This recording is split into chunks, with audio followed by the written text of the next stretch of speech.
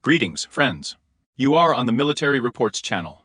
And today we will discuss with you the situation in Ukraine on the 27th of April, 2024 year. A lot of things have happened today, so let's get started. And we will begin with you, of course, according to tradition, these days with the Cheretinsky direction, where the armed forces of the Russian Federation continue to develop success and continue their offensive towards the settlement of Arkhangelsk from both the western and eastern sides. We will start immediately from the western direction, that is, the locality of the Q. A number of geolocations have also been received here. Basically, all geolocations regarding these all localities are, let's say, telegrams, even so let's say textual. Let's say of a nature. There are very few geolocations today as the next one, very few geolocations as the Novokalinov ceramics itself. Basically, the reports are of the nature that the Russian troops captured the next one. The Russian troops forced the APU to retreat. The APU are fleeing from the fields, but in general there are no valid personnel confirming the entry. The capture is absent. There are some shots that we will discuss with you today, but in general, everything is still a battle in Telegram chats. In Telegram messages, nothing more. Therefore, it is necessary to treat this information very, very carefully here. Of course, we need to understand that some of the individual elements are elements of propaganda. Elements of psychological warfare, in order, among other things, to suppress the resistance of the armed forces of Ukraine in certain areas and force them to retreat, let's say. Forcing them to fall into some kind of panic, even including. Let's continue with Oshcheretinov. There are some cartographers who claim that the armed forces of the Russian Federation already fully control the settlement. Although some pro-Ukrainian sources, including pro-Russian ones, still report that the settlement is controlled by 90, 70, 80, 90%, without specifically telling where what is controlled, where what is not controlled, but in general. It can be assumed, it is already logical in general, that after all, the entire settlement is really under control. Perhaps there are separate pockets of resistance, to be more precise, those soldiers in the USU, who may not have had time to leave the local ones in a timely manner, are now trying to somehow go beyond the settlement and get as close as possible to their positions, the positions of the APU. At the same time, pro-Ukrainian cartographers, you see Deep State, I think you are familiar with them, are about to show their map, and they really show that the settlement is controlled only by 90%. In other words, in their opinion, let's say, the northern and northeastern parts of the settlement are still in the gray zone. According to geolocations, we have strikes, artillery strikes from the APU on the positions of the Russian army in the southern part, which really confirms the control, and there are shots already from the central, closer to the northern part of the frames, inflicting fire damage on the soldiers of the armed forces of the Russian Federation. We will not watch the footage, as they are really cruel. And there are separate sources, separate cartographers, individual people there who, well, a lot of people trust. The Vitsyn considers them reliable. It is claimed that the armed forces of the Russian Federation, including for today's day, have repeatedly made or carried out repeated attempts to attack the locality of Arkhangelsk and, among other things, managed to enter the locality itself. That's how we think. Yesterday, a bridgehead was taken in the form of a dacha sector. These are gardens in the north of the next one. And today, the first battle formations broke into the village. That is, again, there is no geolocation confirming this breakthrough, but in general, it seems like information that is naturally worth some discussion of attention. Much more interesting information is coming today from the eastern flank of Arkhangelsk. These are the settlements of Karamik and Novokalinov. If according to the new Kalinov, only shots of strikes with the use of aerial bombs, with the use of cluster munitions, artillery. The same heavy Malki work there, yes. Then if we talk about the western and central part of Novokalino. Then if we talk about the eastern Novokalinovo and north of ceramics, then more positive news for the Russian army is coming today. That two localities, two parts of a locality, and the entire Karamik are already under the full control of the armed forces of the Russian Federation. There is just a message that it was possible to fully establish control. Today, by about 1 o'clock in the afternoon, Russian analysts, including Pisces, confirmed today, let's say as of, even yesterday, as of 10 in the evening, 9:30, that the entire southern part of Novokalinova is under full control of the Russian army along the river. Here a small river flows through the village. And already today, from the very morning, you see a large number of flags, frames, neutral cartographers, and say. The same source in Argonza reports that the media reports that over the past day the soldiers of the 132nd Brigade of the 1st Army Corps were able to take control of the village of Karamik. The heroic 132nd Brigade for a long time beat off the Roles in the USU on the outskirts of Gorlovka. And now the unit's fighters themselves went on the offensive in the Avdiivka direction, where they can already boast of success. In other words, here it is the settlement of ceramics, and of course, based on this configuration with this geolocation. From this what we are seeing now, we can assume that a boiler is really being formed. The cauldron that we talked about yesterday is being formed. The boiler and at the moment falls into the boiler. It is the AFU units that are located precisely in the southern part of Novi Kalin. That is, the first video that we watched of artillery strikes plus a strong point in this direction. But most likely it will not fall into the boiler from Arkhangelsk. Or it will be a border, let's say, a support point from which you will have time to get out of it. That is, this part comes in, gets in. I just told you. It is difficult to guess how many APU fighters are located here, and it is not worth making any guesses. Surely there is someone. If we talk about pro-Ukrainian cartographers, they only show that the Russian army has just reached, say, entered the first building of the ceramics, and the battles for the settlement continue. However, today, among other things, the frames were published by the same diptych, the most northernmost, let's say, the outskirts of Karamik, according to pro-Ukrainian sources. Artillery fire is inflicted on the positions of the armed forces of the Russian Federation on these frames. That is, 100% geolocation, confirming the control of the terrain by the soldiers of the armed forces of the Russian Federation. Then, there is no sense to move north here yet, including to the west as well, since there is a water barrier here. There is no escape here. In other words, this is some kind of a strong point, let's say, a flank cover. So that some counterstrikes do not come from the fields from Alexandropol to the positions of the Russian army, in the same Novokalinav and ceramics. But again, here we also see ourselves the desire to go in the direction of the northwest, so that somewhere in this area, somewhere in the fields here, we can try to close both claws, and, in general, take full control, and surround the fighters in the USU in this area. Whether it will be possible to do it, it will not be possible, time will tell. Here we see with you that the defense of the Viso is based essentially on three elements. A strong point located between Osheratina and Novokalinova, a strong point that is located on the way from Osheratina to Arkhangelsk. Of course, the settlement of Arkhangelsk itself, yes. Here, well, the fighting continues. There are 115th, 110th, 23rd, possibly brigades, standing in front of the Russian army. But on the whole, we see that these units do not have much resistance, since in general, there is an advance that, in principle, cannot be stopped. Then we move with you to the south, it is, say, on the lid of the boiler, which we talked about yesterday. This turns out to be the Novopokrovskaya and Novoselovka, the first Mazova, Boring Umanskaya Semenovka Burdik line.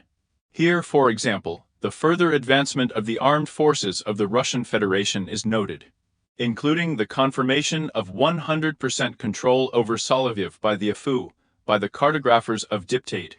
And if we talk to you further south about Burdik, then today it is the flag setting that is being received here. This area has been geolocated. This is not, let's say, the westernmost part of the settlement. It is, let's say, the pre-western part. There is also one small street running in the area of a small reservoir or a small lake. Now, if we look here with you to the west we are going, there is some kind of small lake or swamp. Here is a small street where a small number of buildings are located, and no geolocation has been received from here yet. That is, it is quite likely that this area is still under control in the forest, or in the forest. They are already gradually starting to roll back from here. And of course, there is confirmation from pro-Ukrainian sources about the complete control of Semenovka. That's it. In general, the boiler lid is closed. The boiler lid is closed from the side of the village of Solovyev. Then there is Novobakhmutovka, on the road further down to Burdik. From Burdik south to Semenovka, and the lid is closed in the same Orlovka. That is, everything here is closed, it is impossible to get out of here. Now I'm going to stick it out in this gut, in this artillery, let's say, a small bag, it will be digested, cooked. In the west, there is a blockage in the form of the Charles Reservoir, a large number of rivers, destroyed bridges. The exact number of personnel in the forest, who are stuck in this fire trap, is unknown. For sure, in the near future, mass cases of desertion and retreat will begin, since there, too, People who are generally familiar with the terrain understand perfectly well what this situation leads to. And in general, I do not think that we should expect just like that, let's say, insurmountable resistance from the Apu. Everyone wants to live, everyone understands everything perfectly, and mass retreats will surely begin now, or of course.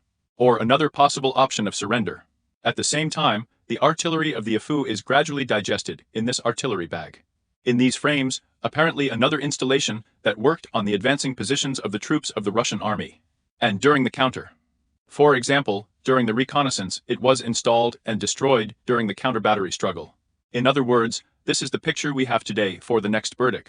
Here, the defense of the armed forces of Ukraine is gradually being pushed through, and the most important information is that Western sources and Ukrainian intelligence report that the Russian army, due to the fact that there is a collapse of the defense of the armed forces of Ukraine, and, in general, it already makes sense to enter the second wave of the offensive into battle to develop a further breakthrough. And it is reported that up to 10,000 personnel were transferred to this direction to conduct the second wave of the offensive. And further breakthrough in the direction, it is also difficult to say in which direction the Okhotynski flower will begin to bloom. Either in the direction of Alexander Pol and beyond Konstantinovka, or in the direction of Pokrovsky, or in the direction of Seladov. It is difficult to assume, but 10,000 is a sufficiently significantly large grouping in a state that, well, it's normal. It's still not a dozen, well, up to a dozen settlements. To crush small villages like Kalinova, and so on, so on, so on, so on. Then we are moving with you in the southern direction towards Krasnogorsk, and where the armed forces of the Russian Federation continue their offensive operation. Yesterday, we stopped at the fact that Minich's house was taken under control. Here is a house, a hunting lodge, here it is perfectly visible from the satellite. So far, geolocation and frames and video confirming this control have not been received. Therefore, we are waiting for information. We are talking to you about this site. Well, there is no information, we are waiting. If we talk about Krasnogorovka itself, the information was confirmed that the Russian army reached the intersection. The intersection of the Central and Geologichная streets. There are frames confirming this information. Literally again published by fighters of the armed forces of Ukraine. Yes, there are losses on the part of the Russian army, assault actions. Here. This turns out to be, say, a gas station. This is where they strike in the forest, literally in the very last frames you saw them, right? In other words, there were strikes here, which confirms that the Russian army has reached the street after all. At the same time, footage of artillery strikes to the north is being published. In other words, there is a constant cleansing of the Russian army that does not stop for a second. There is a promotion going on. With regard to this direction, it is difficult to say whether new reserves are being introduced here, but in general, units of the Russian army have not been in combat at 0, let's say, for even 5 days. That is, in fact, there is still a reserve of 1 or 2 days for further offensives. After which the rotation of advanced attack aircraft will most likely begin, reinforcement groups may come, and FABs are being struck, including at Krasnogorovka. In other words, in general, all this is planned. And now we see that the information that we are discussing right now in this video, that is, the progress to the intersection of Central Georgievskaya, the capture of this Minich's house, yes. This is all the information that was already there last night. We are the first sketches, there are rumors coming in. But while there is no video, there is no geolocation. That is, it was 24 hours ago. It's hard to say what happened today, what has happened in the last 24 hours. Perhaps you counterattacked, trying to stabilize the situation, so perhaps there really is no progress. But as we discussed with you, there is an extremely high probability that there will be an attempt. And there was an attempt to bypass the central zone, this refractory plant, and from the north. From the intersection of the central and geological, of course. It was worth expecting at least an attempt to further advance the Russian army along the Lozovaya River, and towards the street to the Review. That is, as if there is the same desire, of course, a great desire, a huge desire to surround a large group in the USA. To take it into the cauldron once again. Here 46th stands at. From the Afu side, this 46th Brigade is constantly publishing something here that everything is difficult. Everything is complicated. 59 also work here, which is so well responsible for the area of responsibility in these fields, but we are looking. And among other things, the first geolocations began to appear, strikes and drones in Beer. Further along the railway from Krasnogorovka in the direction of Kurakov. In other words, we see with you that perhaps in the near future the Russian army, as we discussed with you in general, will begin advancing along the railway in the direction of Gostroy. This is, of course, if it is possible to carry out such a maneuver and the Russian troops somehow break through the defenses here. Since there is, in principle, a railway, and it is unknown in what state the defensive lines are here. And to come out with some unexpected powerful blow to this Gostro and take a settlement by some incomprehensible assault. In general, you can already as if to finish the Sukhurikov story, and as if to turn over this page. It is already possible to start talking for some settlements in central Ukraine. This could be a very serious offensive, and in general, it would be interesting to see how well and in what condition the defensive lines of the armed forces of Ukraine are in this direction. But the movement program on the part of the Russian army has already begun here. Novomykhailovka, a complete operational pause, silence, there is a regrouping, retraining, consolidation. It is being prepared in Konstantinovka, and in general, please note, nothing arrives in Konstantinovka. Drones are not in beer, neither FABs, nor LMERs, nor artillery strikes. Perhaps all of this is there, but it's all, let's say, in a focal state, without a serious raid there, serious fire raids. Ugly-dar. What days in a row the cleaning of the settlement continues. Farms are being cleaned, suburban settlements are being cleaned precisely on the approaches to the citadel itself. But based on previous experience, the pictures that you and I observed both in the same Novomykhailovka, as in the same direction, they're in the Seversky direction. Such a trick is not in vain, not for nothing. This all suggests that the assault on Bugeldar is about to begin. It's about to start. The only question is, before the 9th of May or after the 9th of May. Then we are moving with you to the South Donetsk direction, where, after small tactical successes in the south, although some sources report that the Russian army has advanced another 400 meters to the north, several more farms and barracks have been taken under control. At the same time, strikes are being carried out mainly on geolocations. Today, most of the personnel on the FABs are on the northern outskirts, on the northern strongholds, on these strongholds, where there may be some possible zones of rotation, redeployment, for the delivery of reinforcements. Here they are working to prevent the possibility of transferring additional forces to the south.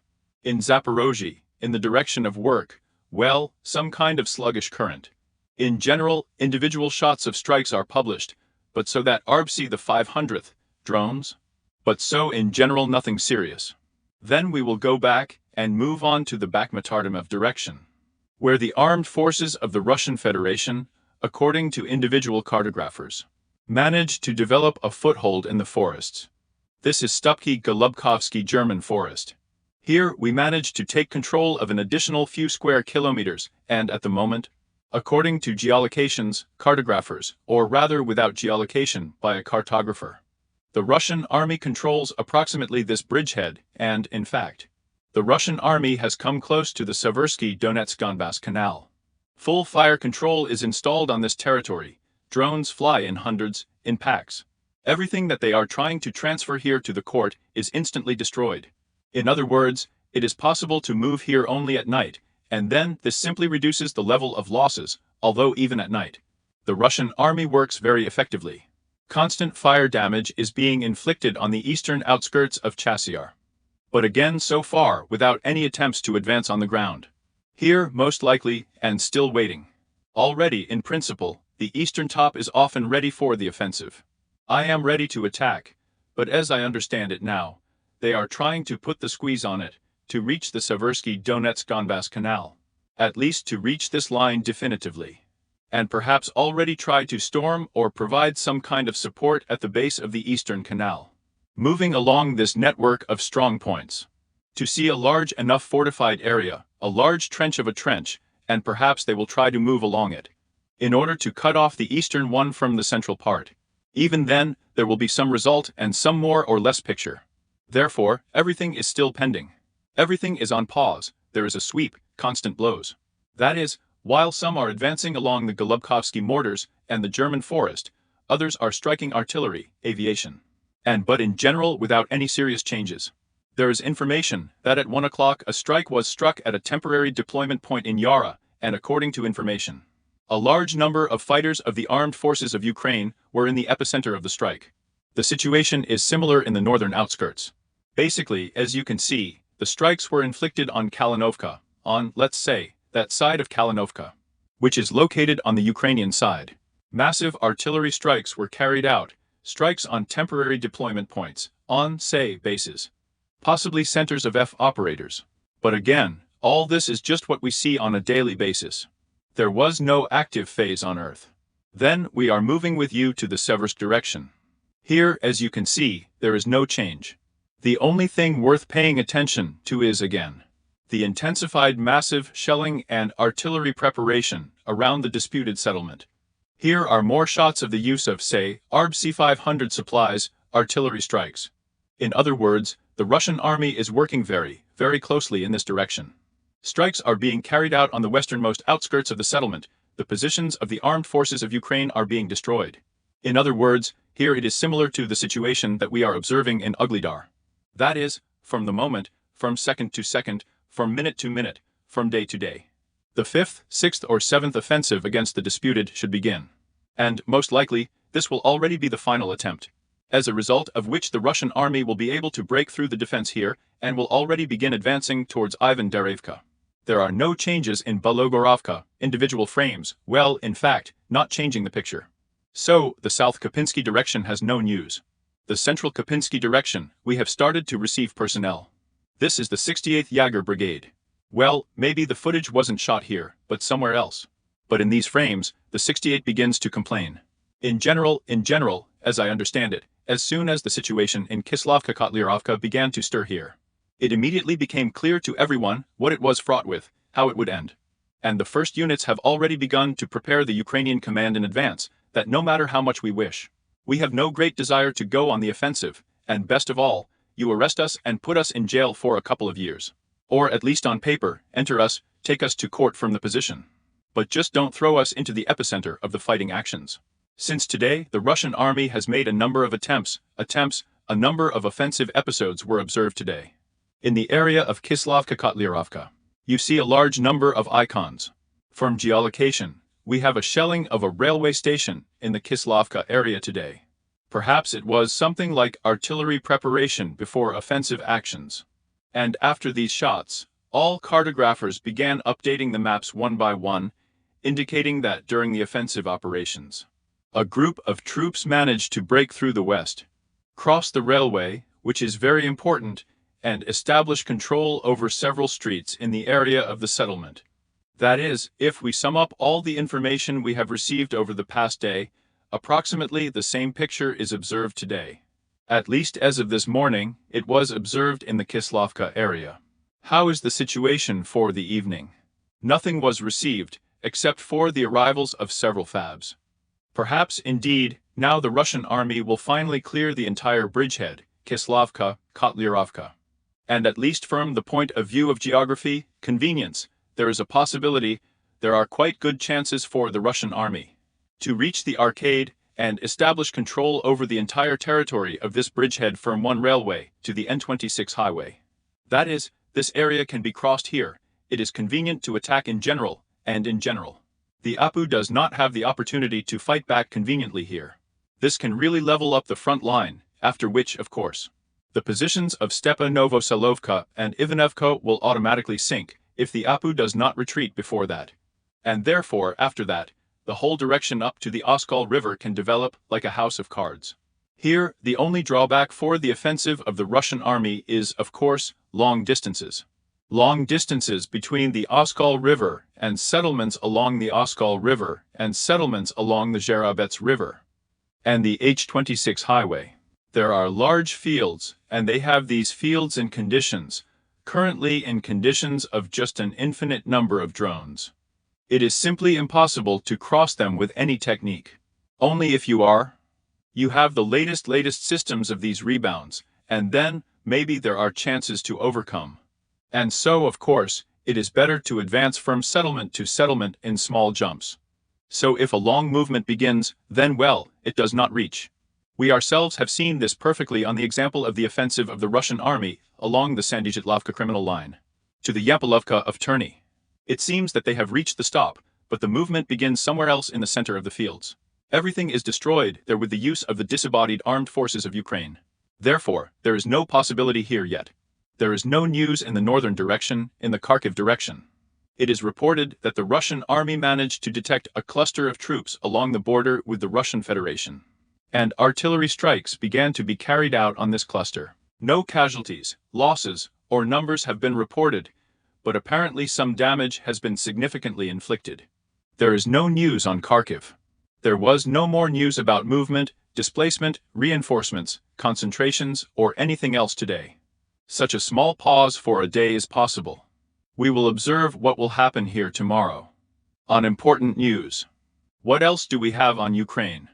Which in general, as it were, is what we have firmly interesting. The Syrskys complain that the situation on the front line is extremely difficult. And, of course, the main news is that tonight, including the previous night, in the morning, the Russian army launched a combined missile strike on the territory of Ukraine using both ballistics and cruise missiles, as well as drones. As we can see, based on the trajectory of the strikes, the main blows fell on western Ukraine. There are several energy infrastructure facilities there. Today, there is information that strikes were inflicted on several, it turns out, power plants. For example, information is received that the arrival of the Burstin TP was destroyed and the blow was struck. And it is difficult to say about the results of the strike. Maybe the test was destroyed, maybe not. In particular, information is received that the strike was inflicted on the Stry gas distribution station. There are satellite images here, and here on satellite images, in principle, you can see the traces of blows. And that, indeed, significant damage was inflicted. There is also information that the Dobrotverskaya power plant was also destroyed. There are traces of impacts, clear visible pits before two arrivals, and the power units of this station were also destroyed. In other words, this was a massive missile gift, and all the most important thing was that the strikes were carried out, including with the use of Kalibr cruise missiles, which, as it were, well, it has been quite a rarity lately. The Russian army has not used Kalibrs for quite a long time. Perhaps there were some one-time launches, but of course we have not observed such massive ones before. Very interesting information comes from the triangle Russia, USA, China. Today there was a meeting between the Minister of Defense of the Russian Federation and the Minister of Defense of China. We discussed important issues. More and more scandalous news is coming from Beijing. More precisely, to be more precise, a meeting between, say, Chinese leader Xi Jinping and, say, Secretary of State Anton Blinken. There was a very interesting shot, perhaps you all saw them, as Xi Jinping was waiting for Blinken, and he was filmed on cameras, as he asked his assistant when he was already leaving. And they said tonight. And he's like, okay. In general, as if everyone reports that, on the whole, the negotiations have reached an impasse, nothing will succeed. It was not possible to achieve that, on the whole. The US Blinkens tried to convince China to stop helping Russia, however. Based on what we see, this could not be done. Although, on the other hand, we clearly understand that Putin is flying to China in May, and for sure, despite all this, some information will still be provided, something will be transmitted, that Xi Jinping personally asked to convey to Putin. This information, of course, will be transmitted.